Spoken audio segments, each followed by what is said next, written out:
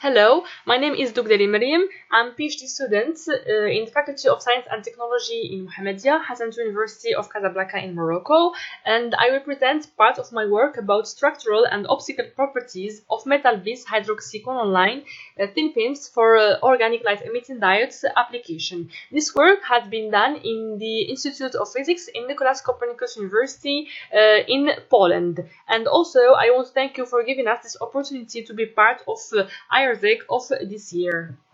The outline of my presentation are the introduction, films elaboration, the experimental results of structural and optical properties of the films, and a conclusion. In recent years, metal-organic materials have been the subjects of several researches for new materials. They have played an important role in the search for materials for optical application. The 8-hydroxyquinoline derivative are very attractive. They are originating in plants as well as from synthesize and has been used in many different fields. Since efficient green electroluminescence from an organic light-emitting device was first reported in 1987 by Tang and Van Slyke, there has been considerable interest in utilizing OLEDs for full-color flat panel display applications. Tang and Van Slyke fabricate a two-layer organic thin films device emitting a green light where the 8-hydroxyquinoline aluminium, known as ALQ3 layer, was used for both transporting electron and emitting light layer. The discovery of the ALQ3 was an important step in search for efficient material for organic electroluminescent devices. Motivated by the success of the ALQ3, the metal hydroxyquinoline has been studied for electroluminescence and photoluminescence applications. However, we noticed that few studies have investigated the optical properties of other metal 8-hydroxyquinolines nanostructure. So we present the results of the cobalt and cadmium hydroxyquinoline in thin films.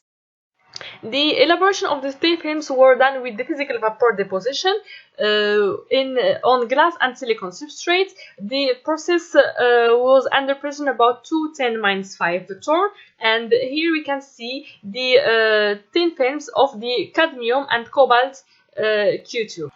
The structural properties were done with the atomic force microscopy. Here we have the IFM images for the both thin films, here for the cobalt and here for the cadmium Q2.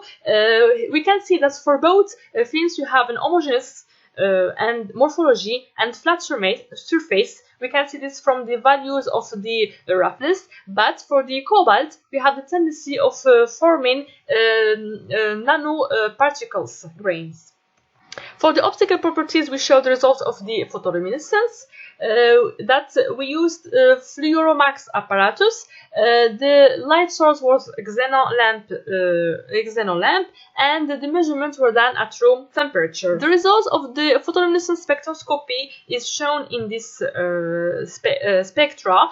For the cadmium Q2 and the cobalt Q2, both have the emission in the visible range. The cadmium has an emission, a green emission, and the cobalt blue emission.